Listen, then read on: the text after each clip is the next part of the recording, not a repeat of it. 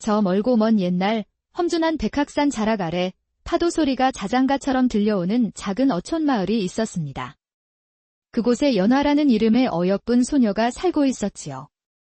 어느덧 해가 저물고 마을의 한 초가집에서는 저녁 식사가 한창이었습니다. 숙부네 가족은 풍성한 저녁상에 둘러앉아 웃음꽃을 피우고 있었습니다. 우리 아들, 딸들아. 어서 많이 먹으렴. 오늘 아버지가 큰 고기를 잡아왔단다. 상 위에는 갓 구워 김이 모락모락 나는 생선과 정성껏 무친 해초, 따끈한 쌀밥이 가득했습니다. 누가 보아도 행복이 넘치는 저녁 식사였지요. 바로 그때 그들 옆에서 조용히 상을 물리고 있던 연화가 눈에 띄었습니다. 숙모는 날카로운 눈초리로 그녀를 쏘아보았습니다. 예, 연화야. 거기서 멍하니 뭘 하고 있느냐? 아, 숙모님. 상을 다 차려서 이제 막 저도 밥을 먹으려던 참입니다. 하여간 식충이 같으니라고. 꼴도 보기 싫구나. 그 찬 보리밥 대충 넘기고 어서 가서 해초나 따와. 알았느냐? 네, 숙모님. 연화는 반찬 하나 없는 차가운 보리밥을 허겁지겁 목으로 넘겼습니다. 그리곤 낡은 망사리를 어깨에 둘러매고 서둘러 어두워진 바닷가로 향했습니다. 차가운 파도가 발목을 적시는 바닷가, 소녀는 바위 틈에 앉아 익숙하게 해초를 땄습니다. 하지만 서러운 마음에 입에서 투정이 새어나왔습니다. 이놈의 해초. 매일 따면 뭘 하나. 어차피 내 입엔 한 번 들어오지도 못하고 전부 사촌들 입으로만 들어가는 것을. 칫, 누구는 어머니 없나. 우리 어머니가 살아계셨다면 숙모가 나한테 이렇게 못했을 텐데. 하지만 어머니는 이미 돌아가셨는걸? 차라리 저도 함께 데려가시지. 흐흐.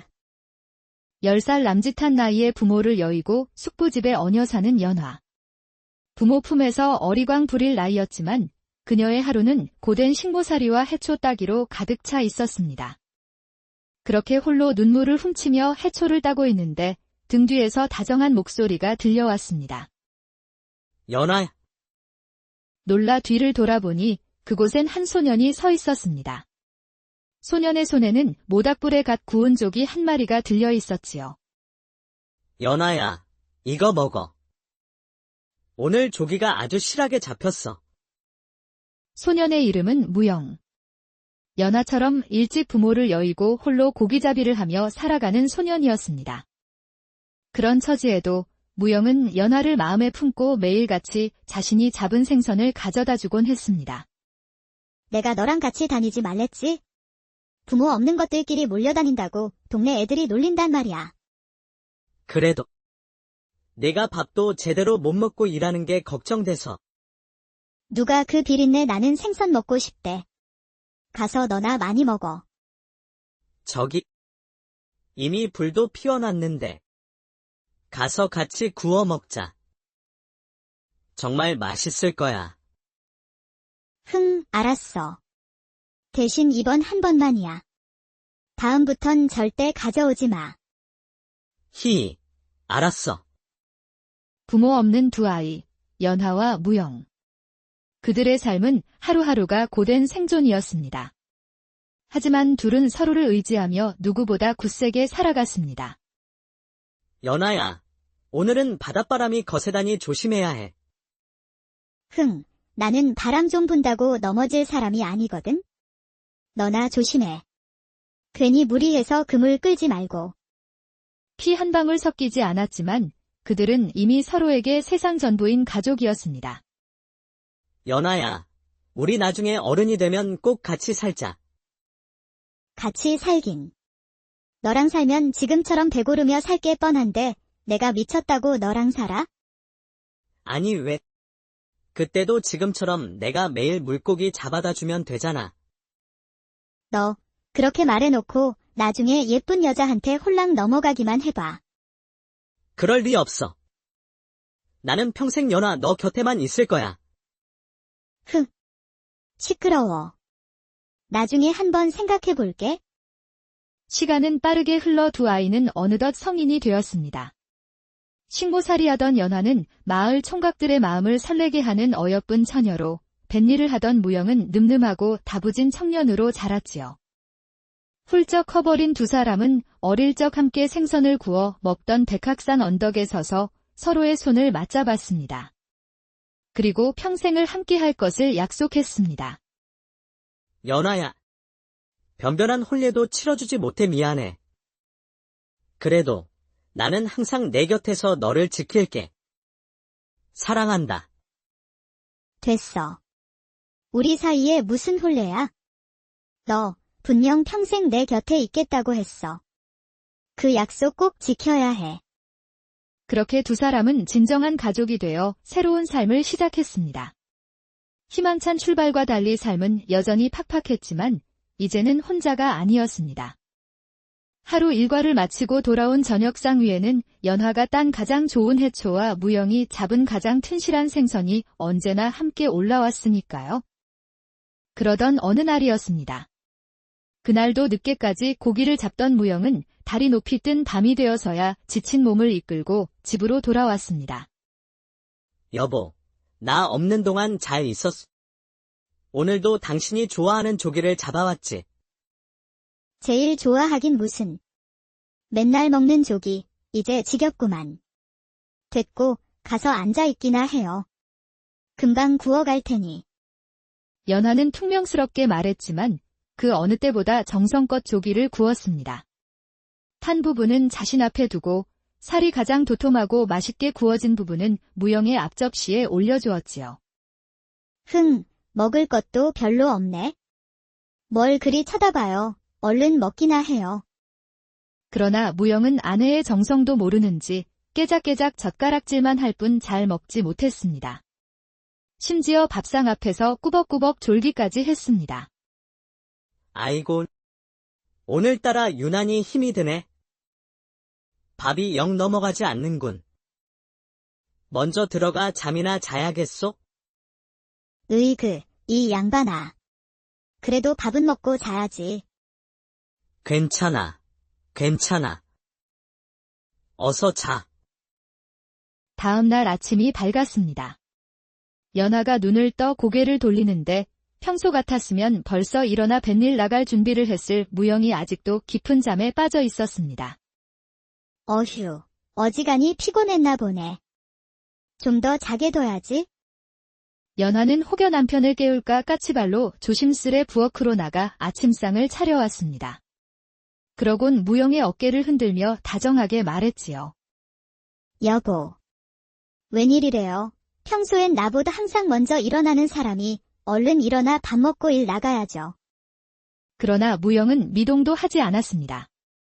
순간 연화의 가슴에 불길한 예감이 스쳤습니다. 여보. 그만 자고 얼른 일어나 봐요. 여보. 그녀는 떨리는 손으로 남편의 이마에 손을 대 보았습니다. 무영의 이마는 불덩이처럼 펄펄 끓고 있었습니다. 어머나. 세상에. 의원님을 불러와야 해. 잠시 후 연화는 마을 의원을 급히 모셔왔습니다. 초조한 얼굴로 남편의 곁을 지키며 의원의 진맥을 기다렸지요. 의원은 한참 동안 무영의 맥을 짚고 몸 이곳저곳을 살폈습니다. 의원님, 제 서방이 대체 왜 이러는 건가요? 거참. 이상한 일이로다. 원인을 도통 알 수가 없구려. 그럼 어찌하면 될까요? 곧 나을 수 있는 것이지요. 미안하지만 그리 쉽게 나을 병은 아닌 듯하오. 그저 정성껏 간호하고 좋은 약재를 구해 먹이는 수밖. 새댁이 각오를 단단히 해야겠구먼. 의원은 그 말만을 남긴 채 돌아갔고 연화는 그 자리에 망연자실 주저앉았습니다. 어떡하지? 우리 서방 평생 고생만 했는데 이렇게 허무하게 가면 안 되는데. 그러나 그녀는 흐르는 눈물을 삼키고 자리에서 벌떡 일어났습니다. 그녀의 눈은 결의로 가득 차 있었습니다. 아니야. 이대로 가게 둘 순 없어. 내가 반드시 살려낼 거야.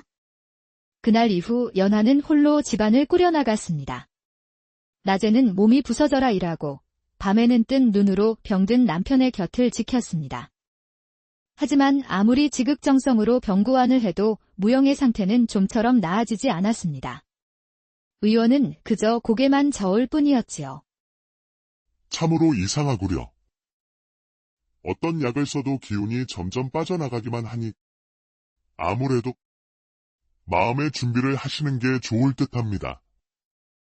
연화는 절망했습니다. 남편을 살리기 위해 모든 것을 바쳤지만 결국 그 끝은 이별이란 말인가. 그대로 집에서 뛰쳐나온 연화는 백학산으로 달려갔습니다. 두 사람이 어릴 적부터 함께했던 언덕배기에 올라 수평선을 바라보며 눈물을 터뜨렸습니다. 거짓말쟁이. 평생 함께한다고 했으면서 이렇게 나를 두고 가면 어떡해. 한참을 울부짖고 있는데 문득 등 뒤에서 나지막한 목소리가 들려왔습니다. 에휴, 뭘 그리 서럽게 울고만 있나. 저기 저 섬에만 가면 죽어가는 사람도 살린다는 신선초가 있다는데. 갑작스레 들려오는 목소리에 연화는 황급히 뒤를 돌아보았습니다. 허름한 옷을 입은 노파가 혀를 끌끌 차며 그녀를 내려다보고 있었습니다. 할머니, 방금 뭐라고 하셨어요? 저 섬에 약초가 있다고요? 연화는 노인이 가리킨 곳을 보았습니다. 그 순간 그녀의 얼굴이 새하얗게 굳었습니다. 그곳은 바로 들어간 사람은 있어도 돌아온 사람은 없다는 망자의 섬이었기 때문입니다.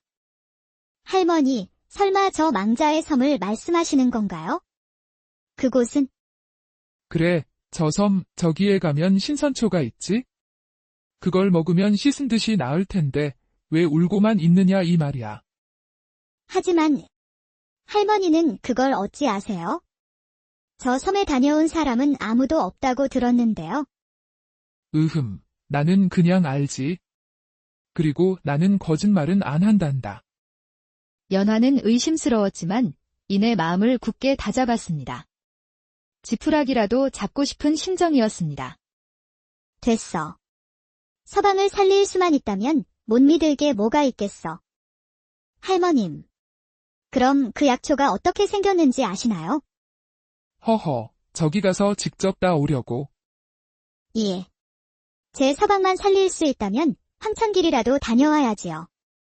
저곳에 가면 정말로 돌아오지 못할 수도 있는데 괜찮겠느냐? 괜찮습니다. 제 정성을 하늘이 알아주신다면 저는 죽지 않을 겁니다. 설령 죽는다 해도 서방을 위해서라면 여한이 없습니다. 연화의 결연한 표정을 본 노인은 그녀의 눈을 빤히 바라보더니 이내 빙그레 웃으며 말했습니다. 그래, 그 약초는 말이다. 푸른색 꽃이 피어있는 아주 신비로운 약초란다. 보면 단박에 알아볼 수 있을 게야. 다음 날 새벽, 연화는 해가 뜨기도 전에 일어나 분주히 움직였습니다. 남편이 먹을 미음을 쑤어 머리맡에 두고 그의 이마를 부드럽게 쓰다듬었습니다. 여보, 저 다녀올게요.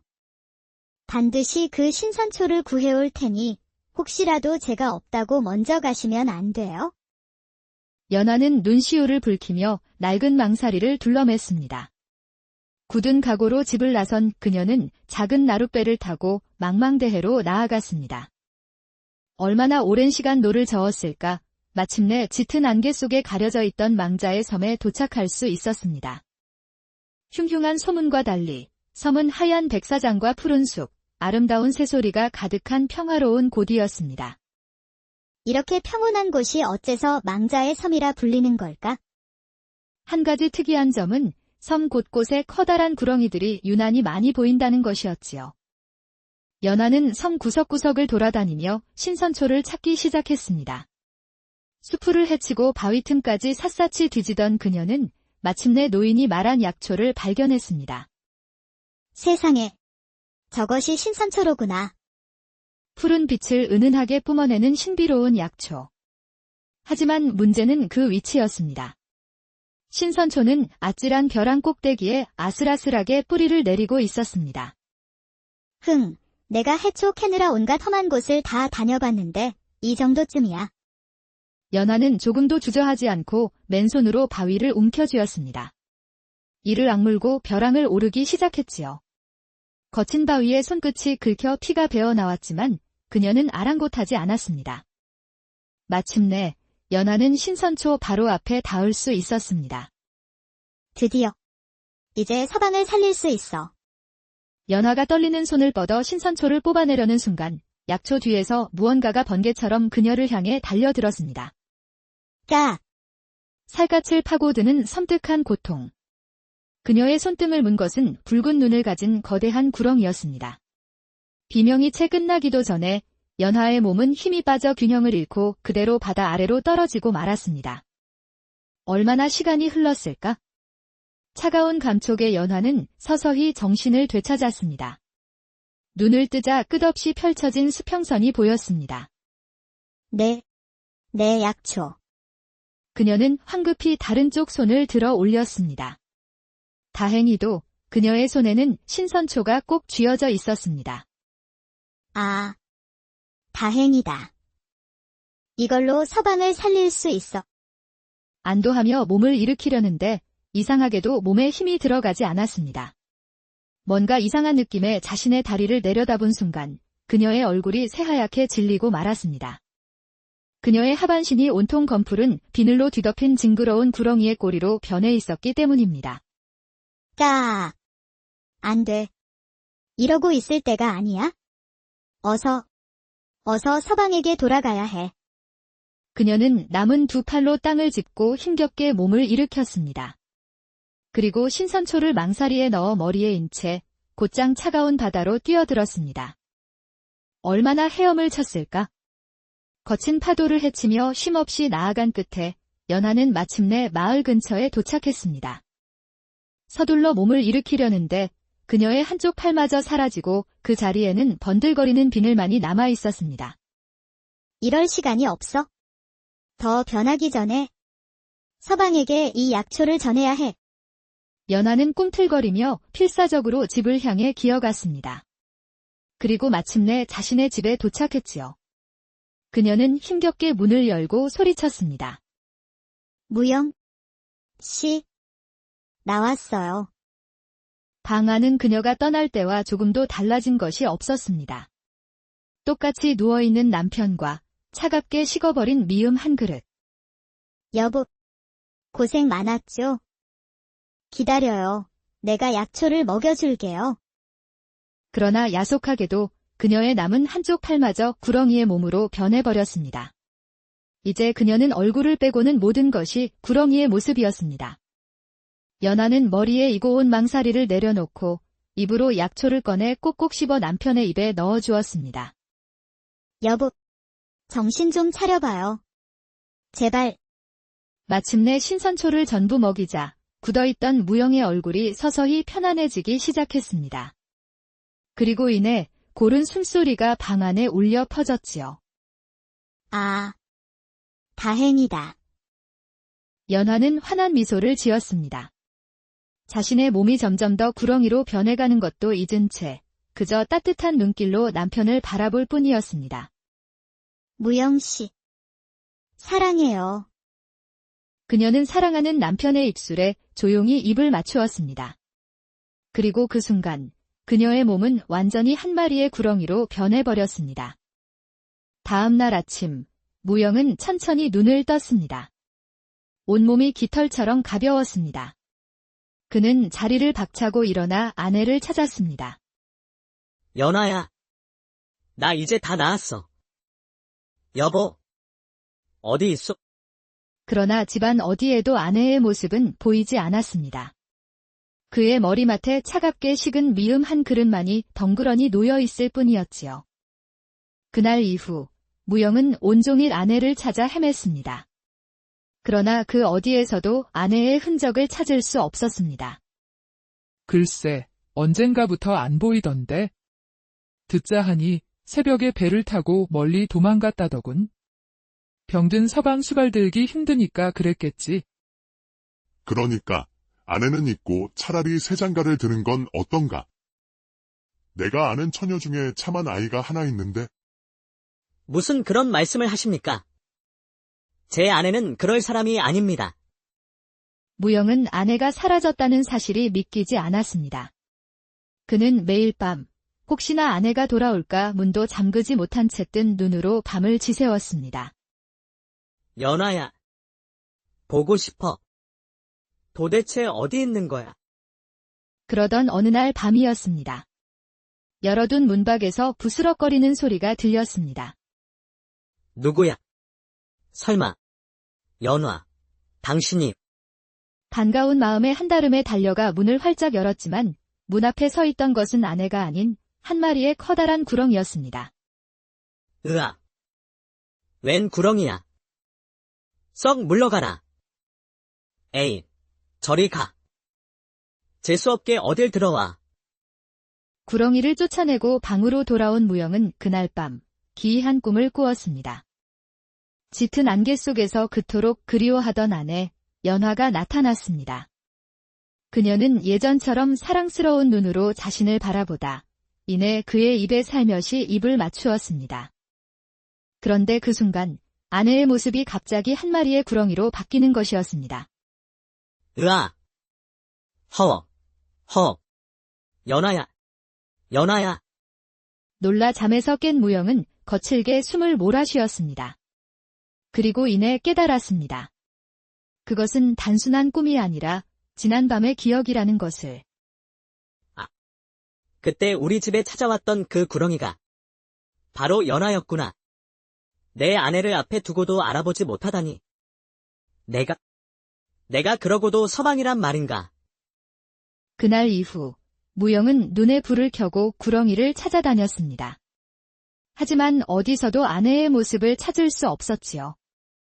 절망에 빠진 무영은 아내와의 추억이 담긴 백학산 언덕으로 향했습니다. 그는 넘실대는 파도를 보며 오열했습니다. 연아야. 내가 어떤 모습이든 상관없어. 제발 내 앞에 다시 나타나만 줘. 연아야. 그때 그의 등 뒤에서 낯익은 목소리가 들려왔습니다. 에휴, 저기 저 섬 정상에서 소원을 빌면 무엇이든 이루어진다는데 뭘 그리 울고만 있나? 지난번에 그 노인이었습니다. 무영은 노인이 가리키는 망자의 섬을 보았습니다. 그는 한순간도 주저하지 않고 섬을 향해 달려갔습니다. 기다려, 연아야. 내가 널 반드시 찾아낼게. 칠흑 같은 밤, 거친 파도를 헤치며 무영은 마침내 섬에 도착했습니다. 그는 노인이 말한 섬의 정상을 향해 쉬지 않고 달려갔습니다. 마침내 정상에 다다른 그는 환한 달빛 아래 무릎을 꿇고 두 손을 모아 간절히 기도하기 시작했습니다. 하늘이시여. 부디 제 아내를 다시 만나게 해주소서. 아내에게 미안하다는 말, 사랑한다는 말을 전할 수 있게 해주소서. 밤이 지나고 아침이 와도 그의 소원은 이루어지지 않았습니다. 그때서야 무영은 비정한 현실을 깨달았습니다. 역시 헛소문이었어. 내 아내는 이제 영영 만날 수 없는 거구나. 모든 희망을 잃은 무영은 텅 빈 마음으로 집으로 향했습니다. 아내 없는 삶은 더 이상 의미가 없었습니다. 연아는 내 삶의 전부였는데 이제 당신이 없는 세상에서 내가 살아갈 수 있을까? 차라리 당신을 따라가는 게. 죽음을 각오하며 집에 다다른 순간 집안에서 무언가 움직이는 소리가 들려왔습니다. 그곳에는 그토록 간절히 보고 싶었던 사람이 있었습니다. 연아야. 지난날 꿈에서 본 모습 그대로 연하는 사랑스러운 얼굴로 무영을 바라보고 있었습니다. 그는 한달음에 달려가 아내를 힘껏 끌어안았습니다. 흑. 보고 싶었어. 정말 보고 싶었어. 나도 보고 싶었어요, 무영씨. 그때 그 구렁이가 정말 당신이 맞았구나. 네, 맞아요. 나였어요. 그런데 어떻게 다시 사람으로? 모르겠어요. 그냥 눈을 떠보니 다시 사람으로 돌아와 있었어요. 연아야, 미안해. 정말 미안해. 미안해하지 마세요. 이렇게 돌아와줘서 정말 고마워요. 사랑해, 연아야. 나도 사랑해요. 두 사람은 서로를 꼭 끌어안았습니다. 어떻게 된 일인지는 중요하지 않았습니다. 중요한 것은 그저 두 사람이 다시 함께하게 되었다는 사실뿐이었지요. 그리고 그런 그들을 문밖에서 누군가가 흐뭇하게 지켜보고 있었습니다. 바로 지난날의 그 노인이었지요. 끌끌끌. 내가 그랬지? 나는 거짓말은 안 한다고. 지극한 정성은 하늘도 감동시킨다고 하였습니다. 서로를 향한 두 사람의 진실한 사랑이 마침내 기적을 만들어낸 것이지요. 꺼지지 않는 달빛처럼 두 사람의 사랑도